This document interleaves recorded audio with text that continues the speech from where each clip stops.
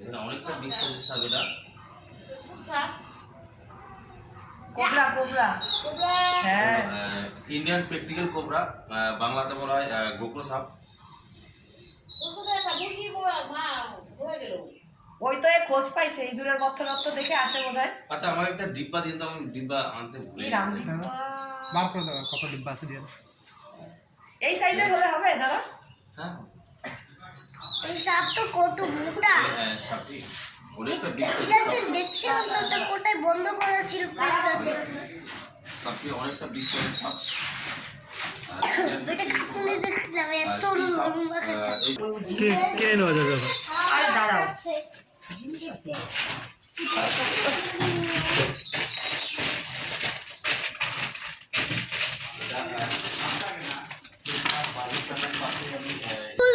মোটা হয়ে মোটা হয়ে দাদা টেলা হয়ে যাবে।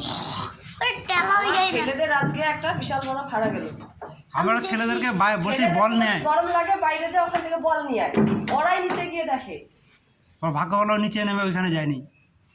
হ্যাঁ দেখছিস কি করে তোলে। দেখছিস কত বড় বাবা।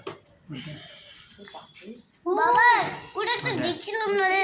একা একা জানি না তো মা বাবাকে ছাড়া কোথাও। শেষ রাস্তা দেখছিলাম না বাবা এগুলো পাতলা। দেখছিলাম না একটা পাতলা কেটে ফেলে কেমন করেছিল। ধরছে ওই জন্য কিরকম করছে। বাবা এখন কি করবি বেটা?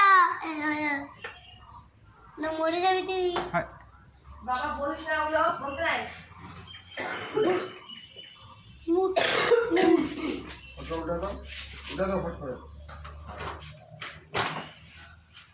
এই এখন কোথায় যাচ্ছিস? সাপ থেকে ডিব্বাতে প্যাক করে নিয়েছি, ভালো একটা জঙ্গল দেখে সাপটি। হ্যালো সাপ।